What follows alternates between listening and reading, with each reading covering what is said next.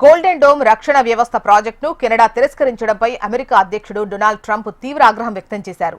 తమ భద్రతా వ్యవస్థను కాదని చైనాతో వ్యాపారం చేసేందుకు ఆ దేశం మొగ్గు చూపడాన్ని ఆయన తప్పుపట్టారు. దీనికి వారు మూల్యం చెల్లించుకుంటారంటూ ట్రూత్ సోషల్ వేదికగా పోస్టు పెట్టారు.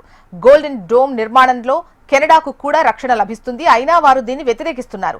దీనికి బదులుగా చైనాతో వ్యాపారం చేసేందుకు వారు మొగ్గు చూపుతున్నారు. ఏడాదిలోపే చైనా వారిని తినేస్తుంది అని ట్రంప్ రాసుకొచ్చారు. ఇటీవల దావోస్ వేదికగా గ్రీన్లాండ్ సుంకాలను కెనడా ప్రధాని మార్క్ కార్నీ తీవ్రంగా వ్యతిరేకించారు. దీనిపై ఆగ్రహం వ్యక్తం చేసిన ట్రంప్ గాజా శాంతి మండలిలో చేరాలని ఆ దేశానికి పంపిన ఆహ్వానాన్ని కూడా వెనక్కు తీసుకున్నారు. కాగా ఇటీవల చైనాతో కొత్త వాణిజ్య ఒప్పందం జరిగిందని కార్నీ ప్రకటించారు. దీని ద్వారా కెనడియన్ కార్మికులు, వ్యాపారులకు లబ్ధి చేకూరుతుందన్నారు. కెనడా ఆహార ఉత్పత్తులపై తక్కువ సుంకాలకు ప్రతిగా చైనా ఎలక్ట్రిక్ కార్లపై విధించిన 100% సుంకాలను తగ్గించడానికి అంగీకరించామని ఆయన తెలిపారు.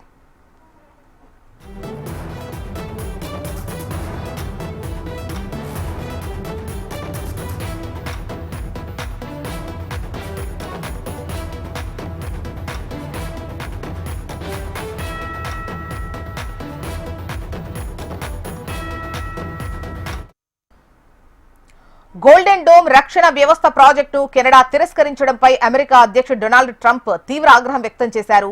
తమ భద్రత వ్యవస్థను కాదని చైనాతో వ్యాపారం చేసేందుకు ఆ దేశం మొగ్గు చూపడాన్ని ఆయన తప్పుపట్టారు. దీనికి వారు మూల్యం చెల్లించుకుంటారంటూ ట్రూత్ వేదికగా పోస్టు పెట్టారు. గోల్డెన్ డోమ్ నిర్మాణంతో కెనడాకు కూడా రక్షణ లభిస్తుంది, అయినా వారు దీన్ని వ్యతిరేకిస్తున్నారు. దీనికి బదులుగా చైనాతో వ్యాపారం చేసేందుకు వారు మొగ్గు చూపుతున్నారు. ఏడాదిలోపే చైనా వారిని తినేస్తుందని ట్రంప్ రాసుకొచ్చారు. ఇటీవల దావోస్ వేదికగా గ్రీన్లాండ్ సుంకాలను కెనడా ప్రధాని మార్క్ కార్నీ తీవ్రంగా వ్యతిరేకించారు. దీనిపై ఆగ్రహం వ్యక్తం చేసిన ట్రంప్ గాజా శాంతి మండలిలో చేరాలని ఆ దేశానికి పంపిన ఆహ్వానాన్ని కూడా వెనక్కు తీసుకున్నారు. కాగా ఇటీవల చైనాతో కొత్త వాణిజ్య ఒప్పందం జరిగిందని అటు కార్నీ ప్రకటించారు. దీని ద్వారా కెనడియన్ కార్మికులు, వ్యాపారులకు లబ్ధి చేకూరుతుందన్నారు. కెనడా ఆహార ఉత్పత్తులపై తక్కువ సుంకాలకు ప్రతిగా చైనా ఎలక్ట్రిక్ కార్లపై విధించిన 100% సుంకాలను తగ్గించడానికి అంగీకరించామని కార్నీ తెలిపారు.